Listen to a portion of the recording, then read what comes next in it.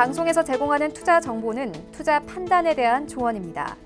방송에서 제공하는 주식의 가치, 가격 상승 및 가격 하락에 대해서는 방송사에서 보장하지 않습니다.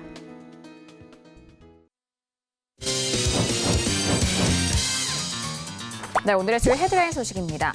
일본은 오늘 아베 총리 주재로 가기를 열어 한국을 화이트리스트 명단에서 제외하는 수출 무역관리령 개정안을 의결했습니다. 이 개정안은 내주 중 공포가 이뤄질 것으로 보여 시행 시점은 이달 하순이 유력합니다. 일본 정부는 원칙적으로 문제가 없으면 통상 절차에 따라 수출 허가를 내준다고 밝혔지만 자기적인 판단에 의해 언제든 불허할 수 있는 만큼 원활한 거래가 사실상 어렵게 될 전망입니다. 홍남기 부총리 겸 기획재정부 장관은 오늘 열린 기자간담회에서 일본과 외교적 해결을 위한 노력을 지속할 것이지만 우리도 일본을 백색 국가에서 제외해 수출 관리를 강화하는 절차를 밟을 것이라고 말했습니다. 일본을 백색 국가에서 배제하는 종합적인 계획은 다음 주 초에 나올 예정으로 홍 부총리는 일본 조치가 WTO 규범에 전면 위배되는 만큼 WTO 제소 준비에 박차를 다할 것이라고 덧붙였습니다. 트럼프 미 대통령은 오는 9월 1일부터 중국산 제품 추가 3천억 달러어치에 대해 10%의 관세를 부과할 것이라고 밝혔습니다. 트럼프 대통령은 자신의 트위터에 최근에 중국은 미국 농산물을 대량 사기로 합의했지만 그렇게 하지 않았다면서 이같이 밝혔습니다. 또한 중국과 수개월 전에 협상을 맺을 수 있다고 생각했지만 안타깝게도 중국이 협정 서명 전에 재협상을 결정했다고 지적했습니다.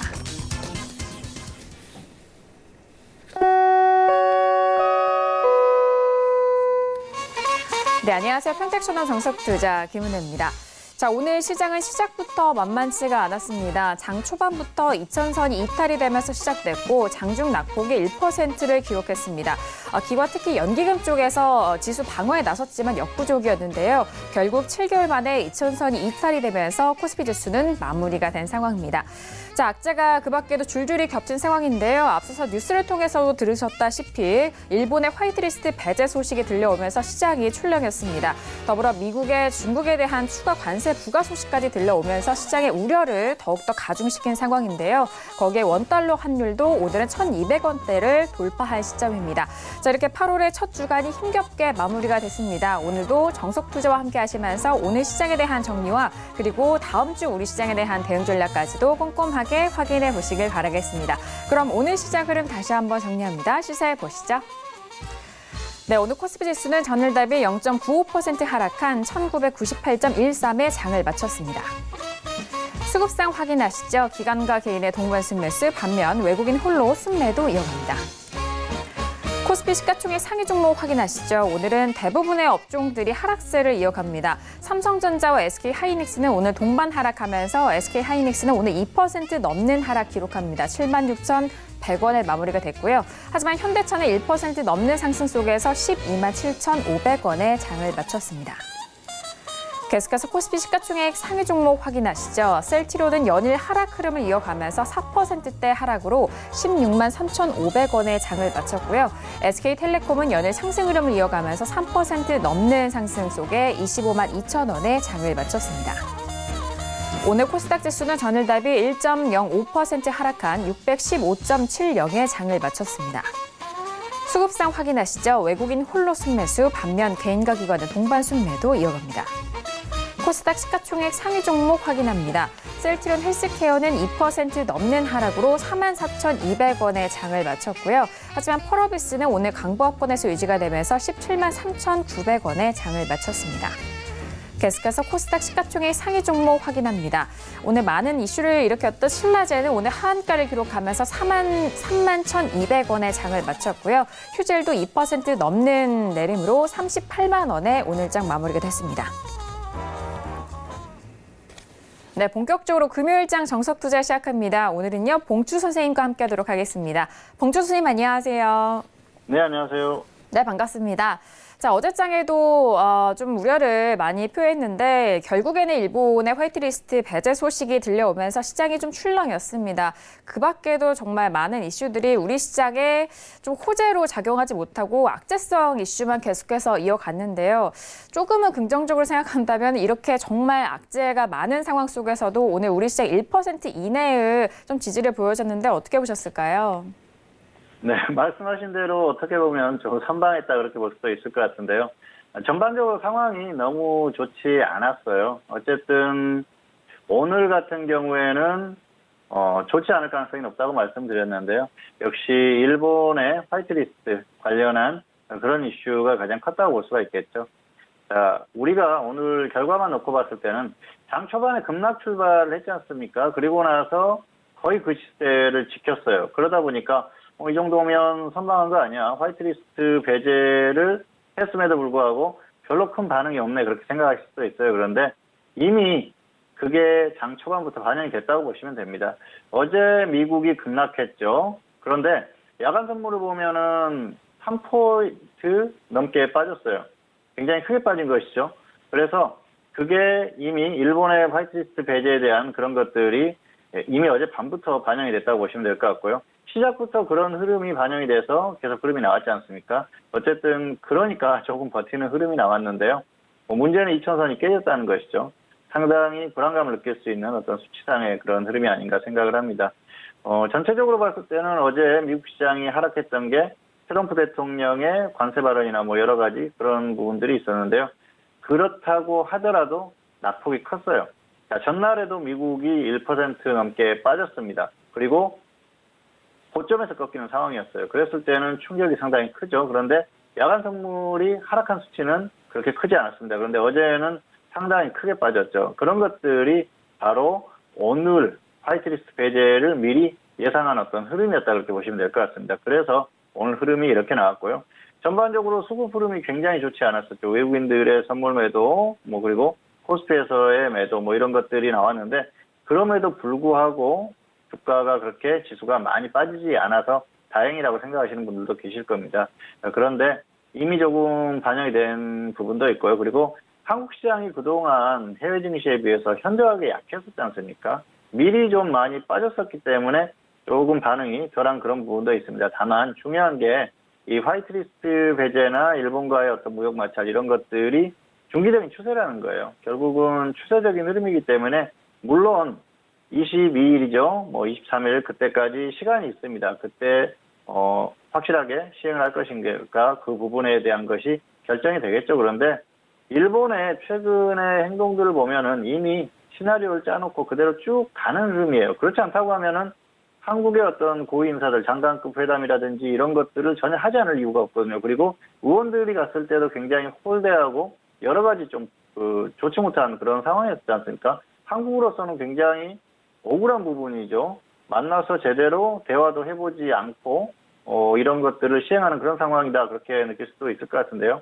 자, 이런 결과가 나온 건 그동안에 여러 가지 일련의 사건들이 있었겠죠. 그래서 일본 쪽에서는 어떤 작정하고 이런 흐름을 만드는 그런 상황입니다. 그래서 이 부분이 쉽게 해소되기가 어렵다고 볼 수가 있겠고요. 한국 같은 경우에는 오늘 문재인 대통령께서도 발언 중에 말씀을 하셨지만 상당한 어려움이 예상이 되지만 그걸 극복해야 된다고 말씀을 하셨지 않습니까? 그래서 어려움이 예상되는 게 사실입니다. 어쩔 수 없는 부분이고요. 기업들이 그런 부분을 감내를 해야 되는데 기업들이 어려움을 겪다 보면은 결국은 주식시장에도 영향을 미치는 것이죠. 그리고 전반적인 일본의 이런 행동들을 그동안 누누이 말씀을 드렸지만은 외부에서 보는 시선은 상당히 좋지 않게 볼 가능성이 높습니다. 그런 것들이 수급적인 부분으로 드러날 가능성이 크고요. 이제는 그런 것들이 계속해서 드러날 가능성이 상당히 높다 그렇게 볼 수가 있겠습니다. 그리고 최근까지의 흐름을 보면은 외국인들이 코스피에서 계속 매수를 했지 않습니까? 그럼에도 불구하고 지수는 빠졌어요. 물론 전기전자 업종에 집중된 그런 면이 있었지만 외국인들이 이렇게 추세적으로 계속 매수를 했음에도 불구하고 지수가 빠지는 경우는 드물거든요. 그래서 그런 부분에 대해서도 다시 한번 좀 다른 각도로 생각을 해볼 필요가 있을 것 같아요. 물론 선물 쪽에서 최근 매도가 나오면서 빠지긴 했습니다만은 전반적인 여러 가지 상황, 해외 증시 그리고 코스피 수급 이런 것들과 비교했을 때는 좀 맞지 않는 흐름인 것 같기도 합니다. 그래서 주식시장을 볼 때는 표면적인 것도 봐야 되지만 이면적인 것도 봐야 된다는 것이죠. 여러 가지 상황이 얽혀서 나온 흐름이고요. 오늘 같은 경우에는 앞에서도 말씀을 하셨지만 그나마 선방했다 그렇게 볼 수가 있을 것 같습니다. 그래서 오늘 하루만 놓고 봤을 때는 그나마 선방한 그런 느낌인데요. 추세적인 흐름에 대해서는 걱정하지 않을 수가 없을 것 같습니다. 어쨌든 2000선을 이탈했다는 게 포인트가 될 것 같고요. 여기에서 곧바로 강하게 반등이 나와준다면은 좋겠지만 그럴 가능성이 현저하게 떨어지기 때문에 이제부터라도 관리에 더 신경을 쓰셔야 될 것 같습니다. 뭐 코스피 지수가 최근에 계속 반등을 하고 2100선에 갔을 때도 이제 관리를 하자는 말씀을 드렸었지 않습니까? 그런데 지금부터라도 관리를 하셔야 돼요. 지수가 너무 빠져서 부담스럽다 이렇게 생각하실 수도 있겠지만은 지수가 더 빠질 수 있다고 하면은 그때는 관리를 해야 된다는 것이죠. 종목도 마찬가지죠. 계속 갈 것 같으면은 이미 주가가 상승했는데도 매수를 해야 되는 거고요. 그리고 계속 빠질 것 같으면 이미 많이 빠졌는데도 매도를 해야 되는 겁니다. 어쨌든 그런 것들을 항상 좀 잘 가슴속에 간직하시면서 대응을 하시면은 좋은 결과가 있을 것 같고요. 어쨌든 오늘 같은 경우에는 그나마 잘 버텼다. 뭐 이 정도로 설명을 할 수가 있을 것 같습니다. 네, 워낙 7개월 만에 2000선에 대한 이탈이 이뤄졌던 시점이어서 앞으로의 전략과 그리고 오늘 시작에 대한 전반적인 분석이 좀 궁금하셨을 것 같습니다. 그런 분들을 위해서 봉추 선생님께서 오늘 금요일장에 대한 전반적인 분석을 해드렸고요. 더불어서 일단 뭐 화이트리스트 배제에 대한 부분은 계속해서 좀 예상은 했지만 오늘장 같은 경우에는 확실하게 이어졌고 하지만 뉴스를 통해서도 들으셨다시피 일단 뭐 이달 말까지는 시간적인 부분에 있어서 좀 있는 상황입니다. 그 안에 또 시황적인 부분이 어떻게 흘러갈지에 대해서 일단 좀 관리가 정말로 중요한 시점이다라는 부분 짚어드렸으니까요. 다시 한번 좀 참고해 주시길 바라겠습니다. 자, 오늘은 봉추 선생님과 함께 1시간 동안 이어가 볼 텐데요. 첫 번째 코너로 바로 들어가 보도록 할게요. 오늘의 첫 번째 코너는 종목 핫5 시간이 기다리고 있습니다. 자, 이번 한 주간에 여러분들의 관심을 많이 받았던 5종목에 대해서 알아보는 시간인데요. 그렇다면 이번 한 주는 어떤 종목들이 올라왔을까요? 종목 핫5 5종목들 화면 통해서 확인하시죠. 네, 종목 핫5 시간입니다. 첫 번째 종목은 삼성전자가 올라왔고요. 두 번째 종목도 확인하시죠. 남영 비비안이 올라왔습니다. 그리고 세 번째 종목은요, LG 디스플레이 올라왔고요. 네 번째 종목은 솔브레인입니다. 그리고 마지막 다섯 번째 종목은 한국 바이오젠이 올라왔습니다. 네, 이번 한 주도 다양한 종목들이 많은 관심을 받았습니다. 어떻게 보면은 좀 같은 맥락이 많이 보여지는 그런 종목들도 있는데요. 자, 일단 이번 한 주간의 이 5종목들, 봉추 선생님은 어떻게 보실까요? 네, 골고루 종목이 올라온 것 같아요. 아무래도 관심을 가질 수 있는 뭐 삼성전자 같은 종목은 필수적으로 올라가야 되는 그런 상황이고요. 그리고 뭐 남영 비비안 같은 경우에도 그동안 흐름이 워낙 좋았었죠. 최근에 역시 시장에서 관심을 많이 받았었던 그리고 움직임들이 나왔었던 종목들이 전반적으로 오늘 올라온 것 같고요. 내용도 다르고요. 그리고 또 대응 방법도 뭐 각기 다르기 때문에 잠시 후에 자세한 설명을 드리도록 하겠습니다. 네, 이번 한 주간에 관심을 받았던 이 5종목에 대한 부분은 워낙 시향적인 부분이 단기성이 아니라 좀 장기성이기 때문에 오늘 이 시간을 통해서 잘 또 알아들으신다면은 이 다음 전략까지도 많은 도움이 되실 것 같습니다. 집중해 주시길 바라겠고요. 그렇다면은 코스피 안에 속한 3가지 종목부터 알아보도록 하겠습니다. 삼성전자와 남영 비비안 그리고 LG 디스플레이가 올라왔는데요. 자, 봉추 선생님 3가지 종목에 대해서도 구체적인 분석 도와주실까요? 네, 먼저 삼성전자입니다. 삼성전자 같은 경우에는 2분기 실적 발표가 있었고요. 갤럭시 폴드 출시 계획을 발표를 했습니다. 보유자는 홀딩 후에 매도하시기 바라고요. 미보유자는 관망하시는 게 좋을 것 같습니다. 자, 보유자 같은 경우에는 지금 주가가 이미 고점에서 조금 빠졌어요. 그래서 지금 던지기에는 애매해요. 특히 위에서 매수하신 분들은 더 그렇겠죠. 뭐 아래에서 매수하신 분들은 적당히 매도를 하시면 되는데요. 매수가가 조금 높다 그랬을 때는 다시 반등이 나와주거나 확실히 밀렸을 때 정리를 하시는 게 나을 것 같습니다. 지금은 조금 억울하죠. 고점에서 살짝 꺾였기 때문에 일단은 홀딩 후에 정리를 해주시는 게 좋을 것 같습니다. 그리고 보유하지 않는 분들은 삼성전자의 어떤 추세적인 흐름에 대해서는 부정적인 시각으로 볼 수밖에 없는 상황이기 때문에 무리해서 접근할 필요는 없을 것 같습니다. 자, 최근에 나온 이슈가 2분기 실적 발표였었죠. 2분기에 실적 발표를 했습니다. 그런데 매출이 작년 동기 대비해서 4% 정도 하락했고요. 영업이익이 55% 정도 하락했습니다. 거의 절반 정도 수치가 낮아졌어요. 영업이익이. 이런 것들은 이제 원인을 분석해보면 역시 반도체, 뭐 디램이라든지 랜드 플래시가 작년 2분기 비해서는 가격이 조금 빠졌었기 때문에 그런 상황이 나타나지 않았나 생각을 합니다. 최근에 일본 쪽과의 어떤 마찰 이런 것들이 일어나면서 가격이 상승하긴 했는데요. 이전에는 가격이 계속 하락하는 그런 추세였어요. 그러다 보니까 어쩔 수 없는 그런 상황이 아니었나 생각을 합니다. 그래서 삼성전자는 실적이 굉장히 좋지 못했던 그런 상황입니다. 사실 실적이 이렇게 좋지 못하다고 하면은 악재라고 볼 수가 있겠죠. 그런 부분에서 주가가 강하게 가기 어려운 흐름인데 사실 뭐 그동안의 흐름 자체는 그러지 않았죠. 어쨌든 지금 실적이 좋지 않고요. 또 향후에 실적이 좋아진다 그렇게 확실하게 전망을 할 수 있다고 하면은 괜찮겠지만 지금은 그런 상황이 아니에요. 지금 상황이 상당히 어렵지 않습니까? 그래서 그렇게 예측하기도 어려운 부분이고요. 반도체 업황 자체도 수요가 그렇게 아주 급증하는 그런 흐름은 아니고 그렇게 좋은 상황이 아니기 때문에 전반적인 업황에 대한 흐름 전망은 좋지 않다 그렇게 볼 수가 있을 것 같습니다. 자, 두 번째 이슈는 갤럭시 폴드 출시 이슈인데요. 갤럭시 폴드를 9월에 출시를 한다고 합니다. 드디어 출시를 하는데요. 먼저 4월에 출시를 하려고 그랬었죠. 그러다가 그 기기에 결함이 발생을 하면서 그것 때문에 출시를 미뤘어요. 처음에 결함이 발견됐다고 했을 때 사용자가 잘못 사용해서 그런 것이다. 그렇게 기업 측면에서는 이렇게 얘기를 했었는데요. 결국은 결함을 인정을 했었던 것 같아요. 그리고 나서 그 결함을 보완하기 위해 상당 기간 동안 노력을 했고요. 그리고 결함을 보완을 한 것 같습니다. 그리고 가격을 약간 조금 올린 그런 상황인데요. 어쨌든 9월에라도 출시를 한다는 건 호재성 이슈라고 할 수가 있죠. 다만 이 갤럭시 폴드를 가지고 실적이 엄청나게 폭발을 한다거나 매출에 엄청난 기여를 한다거나 그런 흐름까지는 어렵다고 생각을 합니다. 아직까지는 이 갤럭시 폴드에 대한 수요가 그렇게 많지는 않을 가능성이 높기 때문에 그렇게 볼 수가 있을 것 같고요.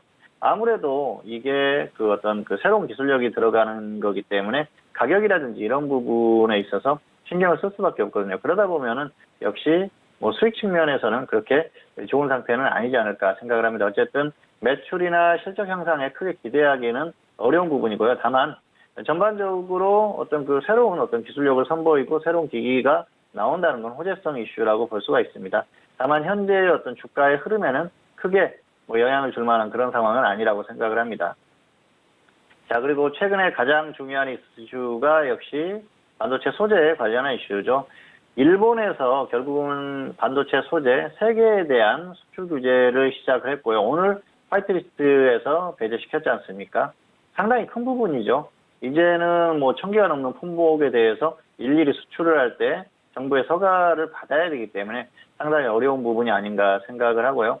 삼성 측에서는 지금 삼성이나 SK하이닉스나 2개월에서 3개월 정도, 뭐 2개월 반 정도 되겠죠. 평균적으로 그 정도 생산할 수 있는 어떤 소재를 보유하고 있다. 그렇게 보는 것 같습니다. 그래서 당분간은 생산을 하는데 크게 문제가 없어요. 그런데 중요한 건 이제 장기적인 흐름이겠죠. 혹시라도 뭐 짧은 기간 안에 일본과 타협이 돼가지고 해결이 된다면 좋겠지만은 그렇지 않았을 경우에는 굉장히 복잡해지는 것이죠. 소재에 대한 어떤 공급처를 다변화도 해야 되고요. 그리고 어떤 그 품질 이런 것들에 대한 것도 고민을 해야 됩니다. 중요한 게 품질이 낮아지다 보면은 결국은 수율이라고 그러죠. 생산을 했을 때 정품이 나오는 그 확률이 떨어진다는 것이죠. 그러다 보면은 역시 어떤 그 비용이라든지 이런 것들이 많이 발생하기 때문에 영업이익이나 이런 것들이 좋지 않게 변하는 것이죠. 여러 가지 뭐 불합리한 문제가 발생할 가능성이 상당히 높습니다. 그리고 앞에서도 설명을 드렸지만 일본 같은 경우에는 지금 하는 행동들이 굉장히 계획적인 그런 흐름이에요. 그러다 보니까 꾸준히 이런 것들을 밀어붙일 가능성이 크다고 보는데요. 상당히 걱정스럽습니다. 사실 정부나 또 우리 국민들이 힘을 합쳐가지고 일본을 이기고 우리가 소재의 국산화를 이루고 그래서 경제적인 독립을 이루자 뭐 그렇게 생각을 하는 것 같습니다. 다 좋은 부분인데요. 현재 상태에서 단기간에 이루기가 어렵다는 것이죠. 어제도 말씀드렸지만은 기업인들은 일본의 기술력을 따라가려면은 어떤 분야는 5년에서 또 길게는 50년까지 걸리는 분야까지 있다고 얘기를 하지 않습니까? 그러면은 이 기술을 따라잡기가 굉장히 어렵거든요. 시간이 지나서 따라잡을 수는 있겠지만은 그때는 많은 피해를 보고 난 후라는 것이죠. 어쨌든 기업들이 어떤 측면에서라도 피해를 볼 가능성이 상당히 높아졌고요. 그 피해가 일반 국민들이나 또 주식 투자를 하는 분들한테도 갈 수밖에 없다는 것이죠. 그런 부분들을 잘 생각을 해야 됩니다. 그리고 삼성전자가 그동안의 주가의 흐름이 굉장히 좋았어요. 반도체 업황이 좋지 않고요. 실적도 좋지 않았습니다. 거기에 반도체 어떤 생산에 대한 차질 부지를 빚을 가능성이 상당히 높았음에도 불구하고 주가가 상승했죠. 외국인들이 굉장히 많이 매수를 하면서 주가가 상승했는데요. 외국인들은 그렇습니다. 한국 시장을 봤을 때 가장 안정적인 업종이 무엇일까, 종목이 무엇일까를 생각을 하면은 삼성전자나 SK하이닉스가 1순위가 된다는 것이죠. 반도체를 빼놓고는 지금 전반적으로 흐름이 좋지 않지 않습니까? 그러다 보면은 어쩔 수 없는 부분이죠. 뭐 기관이나 이런 데서는 다른 분야도 괜찮다 이렇게 얘기를 할 수 있는데 외국인들이 보는 시선은 그렇다는 것입니다. 그렇다 보니까 이 업종에 수급이 들어오면서 주가가 반등을 했었던 그런 상황이고요. 다만 시장이 무너지는 상황에서는 추세적으로 가기 어렵다는 거예요. 결국은 삼성전자도 꺾일 가능성이 높다는 것입니다. 그래서 지금 같은 경우에는 추세적인 흐름에 대해서는 너무 긍정적으로 보지는 말고요. 앞으로는 조금 보수적인 상황으로, 시선으로 보자. 뭐 이 정도로 설명을 드리겠습니다. 화면 잠깐 보시겠습니다. 삼성전자의 평택촌놈 기술특허 적정 주가는 47,700원입니다. 그래서 비교값이 0.94예요. 차트를 보시면은 중기 하락 전환했고요. 단기도 하락했습니다. 지금 고점에서 조금 꺾이고 있죠. 5% 정도 하락했어요. 그래서 보유하신 분은 여기서 던지기는 억울하죠. 특히 이렇게 위에서 매수하신 분들 같은 경우에는 던지기가 애매하지 않습니까? 그래서 확실하게 꺾이거나 반등이 나와준다면은 매도를 하는 게 낫습니다. 그리고 보유하지 않는 분들은 이미 주가가 반등이 꽤 나왔어요. 저점에서 반등이 꽤 나와서 고점에 머물러 있는데 이렇게 이미 반등한 주가에 무리하게 접근할 필요가 없다는 것이죠. 그리고 삼성전자는 지수와 연동합니다. 결국은 그렇게 봤을 때는 지수의 흐름이 무너지는 이런 상황에서는 결과적으로는 추세적으로는 좋지 않을 가능성이 높기 때문에 무리하게 덤빌 필요가 없다는 말씀을 다시 한번 드리도록 하겠습니다. 두 번째 종목은 남영비비안입니다. 남영비비안 같은 경우에는 뭐 어떤 사업을 하는지는 다들 아실 거예요. 비비안 브랜드를 다들 알고 계시죠. 최근에 이 종목이 주가가 움직였던 게 경영권 매각설이 나오면서 움직였어요. 보유자는 매도 후에 관망하시기 바라고요. 미보유자는 관망하시기 바랍니다. 자, 보유자 같은 경우에는 이미 주가가 크게 상승했죠. 그래서 이 정도면은 욕심낼 필요가 없어요. 그리고 고점에서 약간 꺾이는 흐름이 나오기 때문에 정리를 해주시는 게 좋을 것 같습니다. 그리고 미보유자 같은 경우에는 관망하자고 말씀드렸는데요. 보통 이런 종목은 확실하게 조정을 받으면 접근하자고 말씀을 드립니다. 그런데 지금 같은 경우에는 관망하시는 게 차라리 나아요. 왜냐하면은 지금 주가가 거의 5,000원 근처에서 4만 원이 넘게 상승을 했어요. 엄청나게 상승을 한 것이죠. 가격 메리트가 절대적으로 없습니다. 그런데 여기에서 조정시 접근하자고 말씀드리면은 조금만 조정받아도 그냥 접근해버리는 경우가 많습니다. 그래서 아예 이런 종목은 찾아보지 않는 게 낫다. 왜냐하면은 정말 정확한 매수 타이밍 그리고 가격대를 설정을 해서 접근해야 되는데 그렇게 하기가 어렵습니다. 어설프게 들어갔다가는 크게 낭패를 볼 경우가 생기기 때문에 차라리 관망하는 게 낫다는 것이죠. 어쨌든 그렇게 대응을 하시기를 바라겠습니다. 최근에 남영비비안 같은 경우에 흐름이 굉장히 강했는데요. 경영권 매각설이 있었어요. 그래서 이 부분에 대한 그 회사 측의 입장을 들어보니까 최대 주주가 아직 확실하게 결정된 것이 없다. 그래서 매각을 정확하게 할 것인지 아닌지를 결정을 하지 않았다는 것이죠. 결과적으로는 이 매각 이슈가 단기적으로 주가를 끌어올렸지만은 결국은 실체가 없다는 것입니다. 확실하게 매각을 추진을 하고 있다거나 이 정도만 나왔어도 확실한 부분인데 그렇지 않다는 것이죠.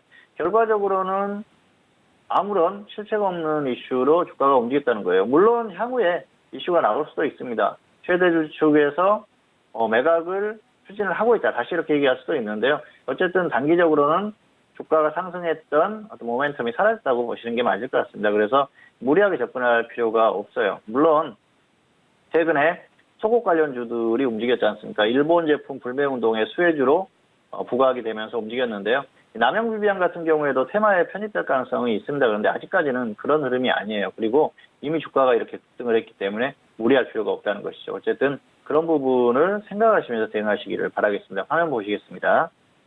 남영비비안의 적정 주가는 19,500원입니다. 그래서 비교값이 1.41이에요. 조금 고평가되어 있는 그런 상황이죠. 차트를 보시면은 중기 상승 전환했고요. 단기는 당연히 상승이죠. 자, 고점에서 이제 꺾이고 있습니다. 그동안 급등을 했어요. 어마어마하게 상승을 했습니다. 그러다가 꺾이고 있어요. 보유자는 이 정도면은 충분합니다. 그래서 이런 종목들은 계속 상한가를 가다가 상한가를 찍고 가격이 풀리고 확실하게 조정을 받는다. 그때는 던지는 게 낫습니다. 그래서 지금 같은 상황이죠. 보유하신 분들은 그렇게 하시는 게 낫고요. 보유하지 않는 분들은 정말 제대로 조정을 받았을 때 가격 설정을 제대로 해서 접근을 해야 돼요. 지금 같은 경우에는 정말 심하게 빠졌다 싶을 정도까지 기다려야 됩니다. 그렇기 때문에 관망하자는 말씀을 드렸고요. 향후에 다시 한번 어떤 접근할 수 있는 기회가 오겠죠. 그런데 지금 같은 경우에는 가격이 너무 부담스럽기 때문에 무리하게 접근해서는 낭패를 볼 가능성이 높기 때문에 없는 분들은 꼭 관망하시기를 바라겠습니다. 세 번째 종목은 LG 디스플레이입니다. LG 디스플레이는 시장에서 투자자들의 관심을 많이 받았던 그런 종목이죠. 최근에 나온 이슈가 2분기 실적 부진 그리고 8,134억 원 정도 규모의 전환사채를 발행을 결정했다고 합니다. 보유자는 홀딩 후에 매도하시기 바라고요. 미보유자는 관망하시기 바랍니다. 보유하신 분들은 지금 던지기는 억울하죠. 주가가 이미 너무 많이 빠졌어요. 최근에 근처에서 매수했다고 하면은 손절가를 정해서 손절을 하시기를 바라겠고요. 반등이 나와주면 위에서 매도를 하십시오. 그리고 역시 보유하신 분들은 전반적으로 반등이 나와주거나 조금 더 빠지면은 확실하게 밀렸을 때 정리를 하자는 것이죠. 이미 여기까지 가지고 왔는데 여기에서 그냥 던지기는 좀 억울하지 않습니까? 더 밀리면서 완전히 흐름이 끝나는 흐름이다. 그랬을 때는 정리를 하거나 반등이 나왔을 때 정리를 하자는 것이죠. 그리고 보유하지 않는 분들은 흐름이 이렇게 완전히 끝난 종목은 굳이 무리해서 접근할 필요가 없다는 것입니다. 그리고 뭔가 특별한 호재가 없어요. 그러다 보니까 주가가 다시 반등할 가능성도 떨어지기 때문에 그렇게 대응하시기를 바라겠습니다. 최근에 나온 이슈는 2분기 실적 부진 이슈죠. 2분기에 실적이 좋지 않았어요. 지금 최근에 2분기 실적 발표를 했는데요. 영업이익이 3,600억 정도 적자가 나왔습니다. 그래서 이게 전년 동기나 전분기 대비해서 적자폭이 더 늘었어요. 점점 좋지 않은 흐름이 나오고 있습니다. 전반적으로는 패널 쪽에서 역시 좋지 않은 흐름이 나오기 때문에 그렇습니다. LCD 쪽에서 중국 기업들의 저가 공세에 상당히 고생을 하고 있지 않습니까? 그러면서 결국은 주가의 흐름도 좋지 않은 흐름이고요. 문제는 실적이나 이런 부분에서 좋아질 기미가 보이지 않는다는 것입니다. LCD 쪽이 어려움을 겪고 있기 때문에 OLED 쪽에서 좀 어떤 성과라든지 이런 것들이 나와줘야 되는데 아직까지 그런 흐름이 나오지 않고 있어요. 그러다 보니까 주가가 움직일 모멘텀이 없는 것이죠. 자, LG 같은 경우에는 중국 진출을 굉장히 많이 했죠. LG 디스플레이뿐만이 아니고 다른 기업들도 진출을 많이 했습니다. 그러면서 전반적으로 중국 쪽에서 사업을 많이 하고 있는데 이게 부메랑이 돼서 독이 되는 그런 느낌이에요.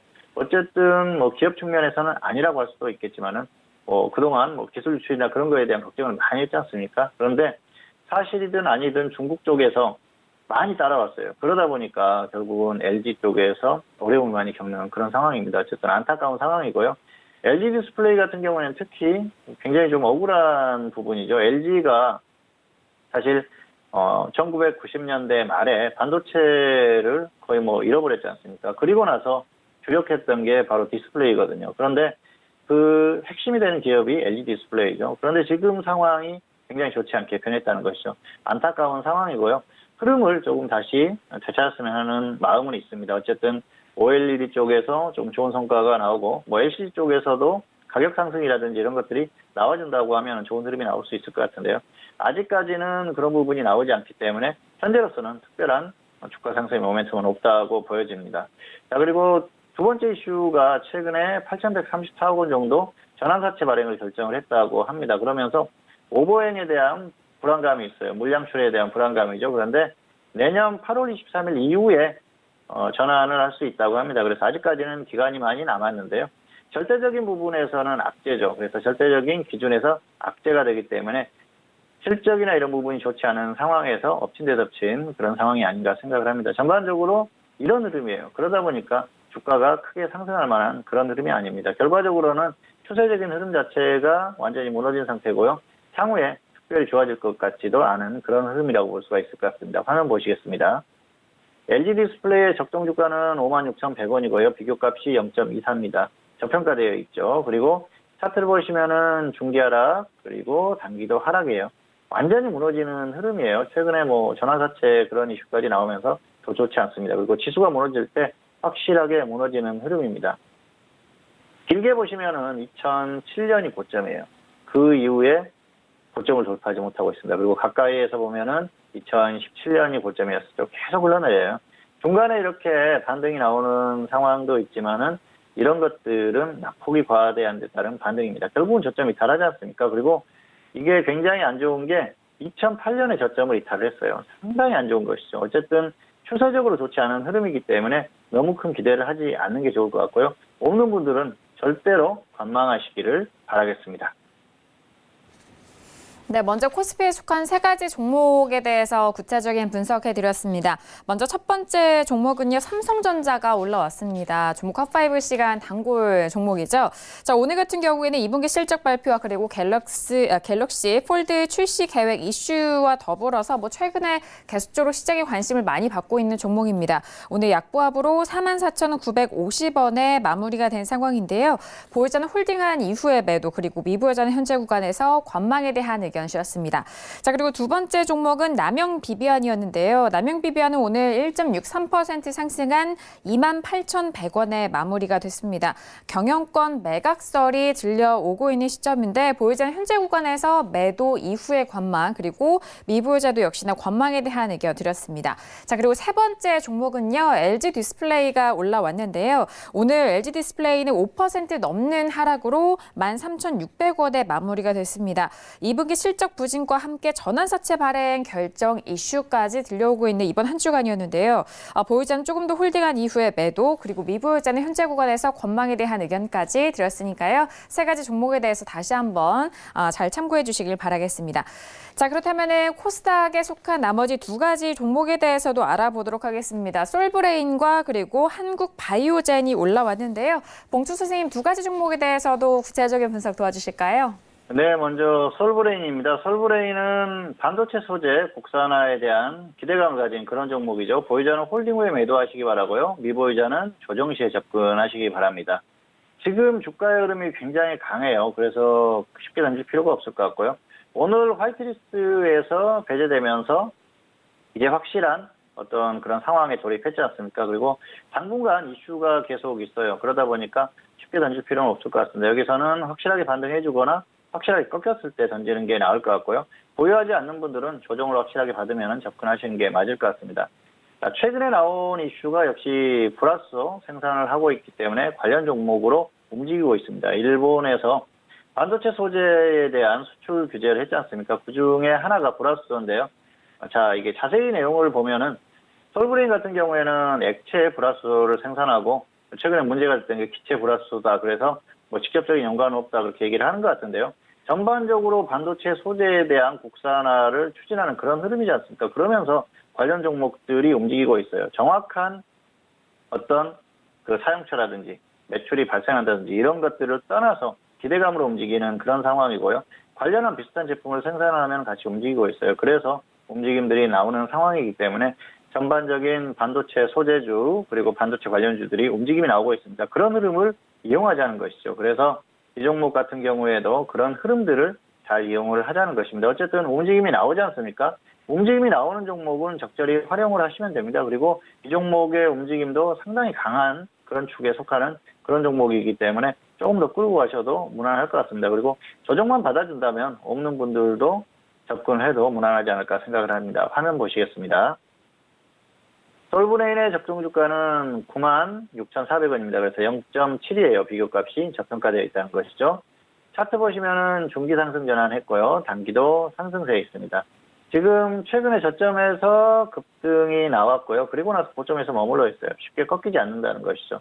굉장히 강한 종목 중에 하나입니다. 그래서 보유하신 분들은 위로 끌고 가서 던지거나 아니면 확실하게 꺾였을 때 정리 후에 아래에서 다시 접근하자는 것이죠. 그리고 없는 분들은 어설프게 접근하지 마시고요. 확실하게 조정을 받았을 때 아래에서 접근하시길 바라겠습니다. 어쨌든 움직임이 나오고 있기 때문에 이 움직임을 적절히 활용해서 잘 대응하시기를 바라겠습니다.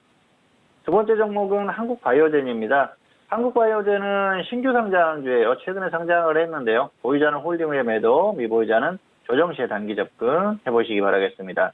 자, 이 종목 같은 경우에는 공모가가 6,000원입니다. 그리고 적정 주가가 2,900원이에요. 현재 주가가 11,950원이기 때문에 고평가되어 있죠. 그렇기 때문에 가격 메리트는 없어요. 다만 신규주 같은 경우에는 어떤 흐름, 가격 메리트를 여러 가지로 말씀드렸었죠. 공모가 그리고 적정 주가 그리고 단기적인 고점에서 충분히 조정을 받는다면 접근 가능하다는 말씀을 드렸었는데요. 단기적으로 고점에서 조정만 충분히 받아주면 매력이 있다는 것이죠. 그때는 한 번쯤 접근할 만하다는 것입니다. 그래서 미보유자들은 그렇게 접근을 해보시기 바라고요. 보유자 같은 경우에는 이미 고점에서 조정을 많이 받았지 않습니까? 그래서 여기에서 던지기는 억울하기 때문에 반등이 나와주거나 아니면 확실하게 더 밀리면은 손절가를 정해서 대응을 해주시길 바라겠습니다. 어쨌든 신규주들은 한 번 정도는 흐름이 나와요. 시장이 정말 대폭락하는 흐름만 아니라면 흐름이 나오기 때문에 이런 흐름을 적절히 활용해서 대응을 해보시기 바라겠고요. 어쨌든 이 종목은 실리콘을 생산하는 기업입니다. 산업용 실리콘을 생산하는데 다양한 분야에 적용이 돼요. 그래서 언제든지 또 테마에 편입될 수도 있는 그런 흐름이기 때문에 그런 부분도 조금 기대할 만한 그런 상황이 아닌가 생각을 합니다. 다만 역시 신규주는 한 번 정도 움직임이 나오는 그런 특성이 있기 때문에 단기적으로 가격 메리트가 생겼을 때 그때 한번 접근해 보시기를 바라겠습니다. 화면 보시겠습니다. 한국바이오젠의 적정 주가는 2,900원이라고 말씀을 드렸었죠. 비교값이 4.1입니다. 4배 정도 고평가되어 있다는 것이죠. 차트를 보시면은 아직 이동평균선이 나와 있지 않죠. 그래서 단기적으로는 흐름이 강한지 약한지 그 정도만 보시면 될 것 같아요. 아직은 좀 애매한 상황이죠. 그리고 고점에서 조정을 충분히 받는다고 하면은 아래에서 접근 가능하다는 것입니다. 어쨌든 단기 흐름만 이용해서 대응을 해보시기 바라겠고요. 가격 메리트가 발생했을 때 접근하자. 이 정도로 설명을 마치도록 하겠습니다.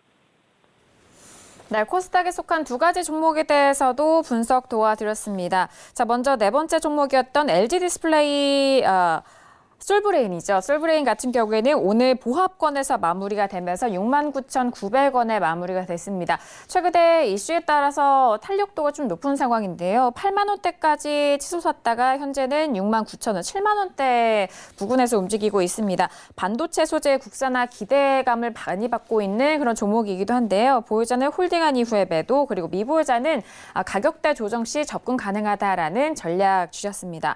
자, 그리고 마지막 다섯 번째 종목은 한국바이오젠이었습니다. 신규 상장주인데요. 오늘은 9% 넘게 빠지면서 11,950원에 마무리가 됐습니다. 보유자는 홀딩한 이후에 매도, 그리고 미보유자는 가격대 조정 시 접근 가능하다라는 전략까지 짜주셨으니까요. 두 가지 관심 종목에 대해서도 다시 한번 잘 참고해 주시길 바라겠습니다. 자, 이렇게 첫 번째 코너 종목 핫5 시간까지 만나봤고요. 지금 시각은 10시 34분 지나가면서 오늘 금요일장에 뉴욕 증시가 개장이 된 지 4분 정도의 시간이 지난 상황입니다. 자, 오늘 금요일장은 3대 지수 모두 하락 출발이 됐습니다. 전일장 같은 경우에도 장 초반에는 상승으로 출발이 됐지만 장 후반, 장 막판에는 하락으로 전환이 된 채 마무리가 됐는데요. 같은 이슈입니다. 미국이 중국에 대한 관세 부과 소식에 의해서 미중 무역 협상에 대해서 다시 한번 좀 불확실성으로 넘어가고 있는 그런 심리를 보여줬고, 더불어서 앞으로의 그 페드의 행보에 대한 불확실성도 역시나 가중이 되고 있는 상황인 것 같습니다. 전일장 장 초반에는 기업 실적에 많이들 좀 주목을 하면서 시장이 좀 스무스하게 좀 흘러갔지만 장 후반에 나온 미국이 중국에 관세를 부과하겠다라는 그런 이슈에 의해서 시장이 다시 한번 좀 흔들렸다라는 점 참고해 주시길 바라겠습니다. 자, 이어서 선생님 질문 있어요 시간으로 넘어가 보도록 할게요. 오늘도 다양한 질문들 많이 접수해 주셨고요. 첫 번째 질문부터 확인해 보도록 하죠. 자, 오늘의 첫 번째 질문은 끝자리 6468님의 질문입니다. 이스트소프트를 9,240원에 비중은 10% 질문 주셨습니다. 자, 오늘장의 이스트소프트 종가 먼저 확인해 볼까요? 자, 오늘 같은 경우에는 5% 가깝게 빠졌습니다. 7,070원에 마무리가 되면서 지금 매수가 대비해서는 꽤 손실이 큰 상황이거든요. 봉투 선생님 어떻게 하면 좋을까요? 네, 학점은 F고요. 마이너스 10%나 마이너스 30% 먼저 온 쪽에서 정리하시기 바라겠습니다. 조금 아쉽습니다. 사실 조금만 덜 빠졌으면은 추가를 해서 대응을 해보자고 드릴 수 있었을 것 같은데요. 조금 더 가격이 많이 빠졌고요. 그리고 시장 상황이 좋지 않기 때문에 추가하는 게 별로 의미가 없을 것 같아요. 화면 보시겠습니다. 9,240원에 매수하셨는데요. 매수 자체가 잘못됐어요. 먼저 추격 매수하셨습니다. 자, 추격 매수하셨고요. 마이너스 23%죠. 어제도 마이너스 20%예요. 그래서 20% 넘게 홀딩하셨기 때문에 기준도 없는 대응입니다. 좋지 않다는 것이죠. 추격 매수 기준 없는 대응. 실패할 수 있는 가장 큰 요인을 가지고 있는 겁니다. 다만 비중이 작아서 그나마 다행이다 말씀을 드리겠는데요. 주가가 조금만 덜 빠졌으면 아래에서 추가를 한번 해보았으면 합니다. 그리고 시장이 괜찮았다고 하면 추가해서 반등 나올 때 본전에 정리하면 되거든요. 그런데 지금은 그게 어려워요. 주가가 이미 낙폭이 커요. 23%까지 빠졌기 때문에 웬만큼 추가해서는 좀 티가 나지 않습니다. 그래서 효과가 별로 없다는 것이죠. 문제는 시장이 괜찮아야 되는데 시장이 좋지 않아요. 시장이 좋아야 반등도 나올 수 있는 거 아니겠습니까? 그리고 뭔가 특별한 호재가 있는 종목이라고 하면은 강한 반등을 기대해 볼 수가 있겠는데요. 특별한 호재는 없어요. 어떤 뭐 이슈가 있었지만은 그게 주가를 계속 견인할 만한 그런 흐름은 아니었기 때문에 지금 같은 경우에는 가지고 있는 것만 가지고 대응을 해주시는 게 좋을 것 같습니다. 그리고 반등이 나오더라도 본전 무리하게 기다리지 마시고요. 적당히 반등 나오면은 정리하시기 바랍니다. 마이너스 10% 되면은 정리하시기 바라고요. 그리고 하락했을 때는 계속 하락하면은 마이너스 30%에 대한 그 정리를 하시길 바라겠습니다. 지금 위치를 보면은 전저점을 계속 이탈하고 하락하지 않습니까? 좋지 않은 흐름이에요. 그리고 지수가 밀리면서 같이 밀리기 때문에 여러 가지로 상황이 좋지 않습니다. 그래서 꼭 기준대로 대응하시기를 바라겠습니다. 네, 이스트 소프트에 대해서 진단해 드렸습니다. 학점은 아쉽게도 좀 F학점으로 확인이 됐는데요. 매수가 대비해서 현재 주가가 꽤 많은 하락폭을 기록을 하고 있습니다. 더불어서 또 시장에 대한 추세도 좀 좋지 않기 때문에 현재 구간에서 추가 비중을 늘리지는 못하는 실정인데요. 마이너스 10% 또는 마이너스 30% 먼저 오는 가격대에 대응해 보시길 바라겠습니다. 자, 이어서 다음 질문도 이어가 볼게요. 끝자리 2481님의 질문이고요. 코스모 화학을 16,000원의 비중을 10% 질문 주셨습니다. 자, 오늘장 코스모 화학은 어떻게 흘러가고 있을까요? 자, 오늘장 같은 경우에는 1% 넘는 하락 속에서 8,650원에 마무리가 됐는데, 이 종목에 대한 부분은 50%가 가깝게 지금 하락폭이 있는 상황입니다. 봉조 선생님 어떻게 하면 좋을까요?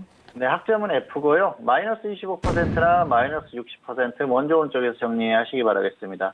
상당히 안타깝습니다. 매수도 그렇고요. 그리고 대응 자체가 좋지 않죠. 지금 마이너스 45%까지 하락했어요. 자, 이 종목은 전기차 테마주입니다. 그래서 시장의 상황이 괜찮고요. 전기차 테마주들이 추세적으로 움직이는 상황이면 추가해서 대응하면 돼요. 비중도 작지 않습니까? 그런데 전기차 테마의 경우에는 중간중간 반등은 나오겠지만 당분간 추세적으로 더 밀릴 가능성이 상당히 높다고 봅니다. 그래서 현재 상태에서 추가하는 건 맞지 않다고 보고요. 일단은 위든 아래든 정리를 하고 나서 다시 한번 접근을 하시는 게 나을 것 같습니다. 화면 보시겠습니다. 16,000원에 매수를 하셨어요. 여기에서 매수하신 것이죠. 그래서 매수가 자체가 애매해요. 가격 메리트가 없지 않습니까? 그리고 나서 중요한 게 기준이 없는 대응이에요. 중간중간에 반등이 나오는 걸 보고 더 그랬을 겁니다. 이게 가는구나. 그래서 계속 홀딩하다 보면 본전 이상 수익 나겠구나 생각을 해서 홀딩하셨을 텐데 결국은 여기까지 왔어요. 그래서 지금 흐름 자체가 계속 밀리고 있다는 것입니다. 지수보다 훨씬 약하고요. 테마주가 이렇게 밀렸을 때는 테마는 당분간 흐름이 안 나온다고 보시면 맞을 것 같고요. 전기차 테마가 전반적으로 약해요. 그래서 추세적으로 가는 흐름은 아니기 때문에 일단 당분간은 흐름이 좋을 가능성이 떨어진다고 봅니다. 그래서 아래 위 기준대로 대응하시기 바라겠습니다. 밀리면 마이너스 60%, 반등하면 마이너스 25% 너무 욕심 부리지 마시고 적당히 정리를 하시고 나서 향후에 다시 한번 접근을 하시는 게 좋을 것 같습니다. 네, 코스모 화학에 대한 진단이었습니다. 학점은 F학점이고요. 지금 현재 손실폭이 꽤 크신 상황입니다. 최대한의 반등을 좀 이용하셔서 나오셔라라는 의견이십니다. 마이너스 25% 또는 마이너스 60%의 매도 전략까지 참고해 주시길 바랄게요. 자, 이어서 다음 질문도 이어가 봅니다. 끝자리 9863님의 질문이고요. 시트리를 매수가 5,620원에 비중은 20% 질문 주셨습니다. 자, 오늘장의 시트리 종가 먼저 확인하실까요? 자, 오늘 시트리 같은 경우에는 3% 넘게 빠졌고요. 3,540원에 마무리가 됐습니다. 이 종목도 지금 손실이 좀 크신 상황인데요. 시트리 어떻게 진단해 주실까요? 네, 학점은 D고요. 마이너스 20%나 마이너스 50% 먼저 온 쪽에서 정리하시기 바라겠습니다. 지금 마이너스 37% 정도 되는데요. 매수는 괜찮았어요. 그런데 대응이 문제죠. 화면 보시겠습니다. 5,620원에 매수하셨는데요. 이 정도에 매수하신 겁니다. 그래서 매수 자체는 괜찮았어요. 왜냐하면 급등 이후에 가격 조정을 충분히 받았거든요. 그래서 이 정도면은 단기적으로 접근을 해볼 만해요. 물론 아래에서 접근했으면 더 좋았겠지만은 조금 서두른 감은 있습니다만 큰 문제는 없어요. 문제는 기준이 없다는 거예요.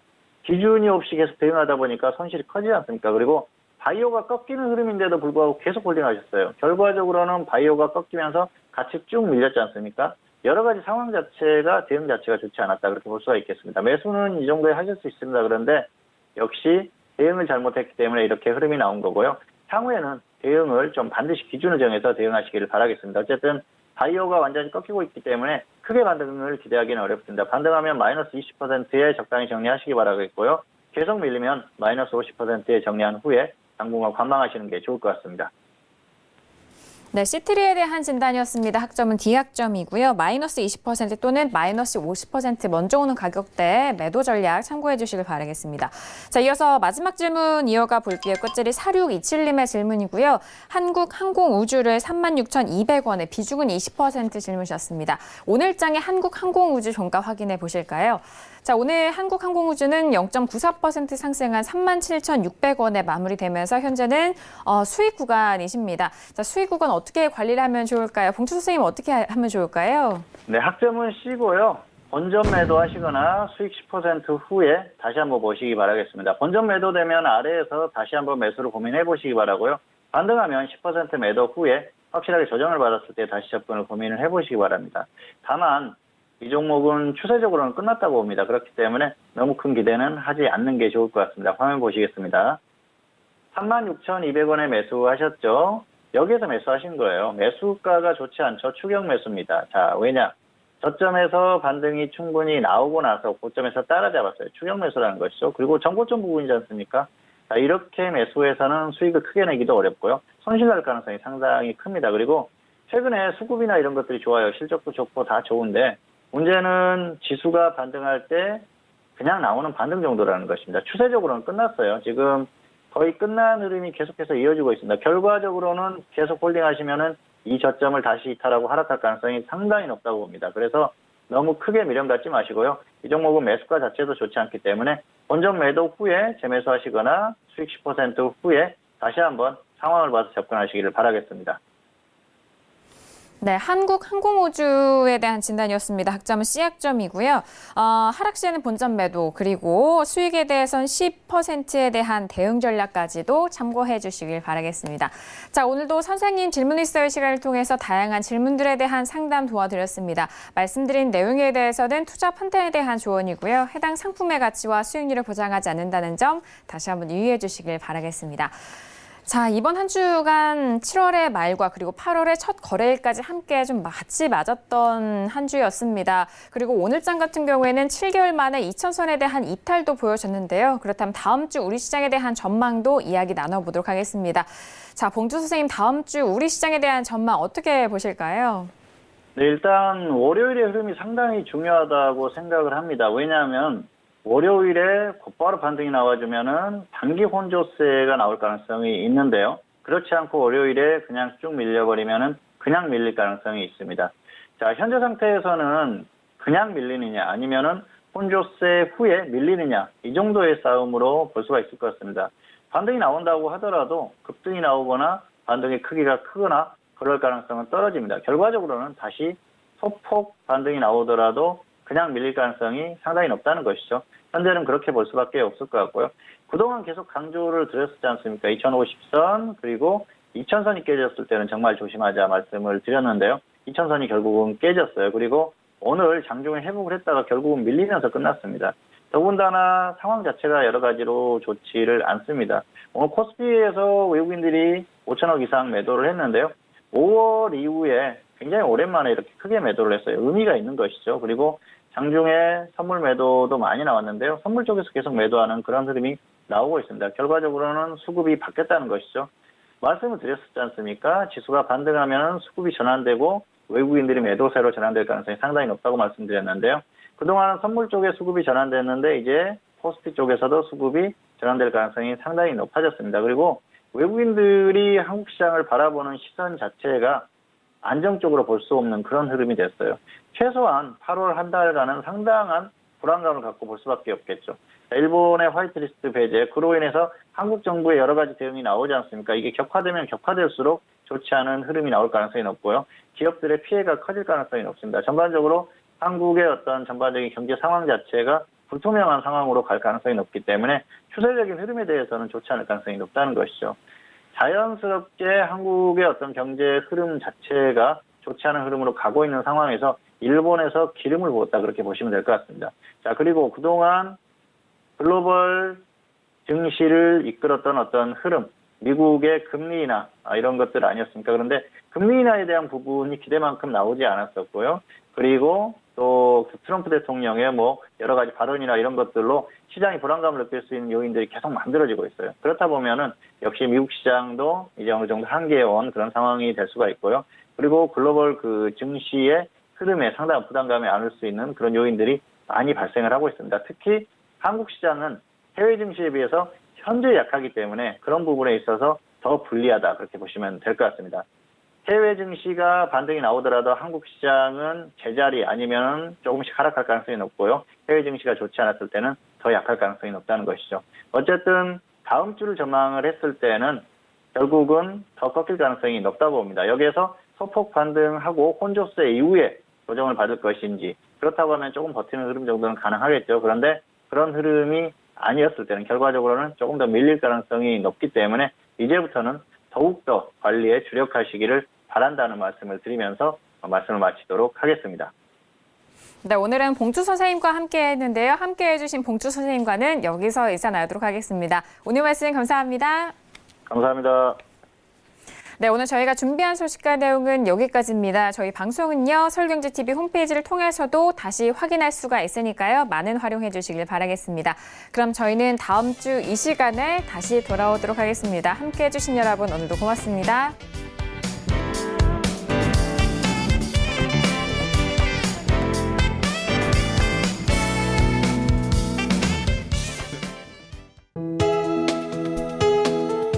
방송에서 제공하는 투자 정보는 투자 판단에 대한 조언입니다.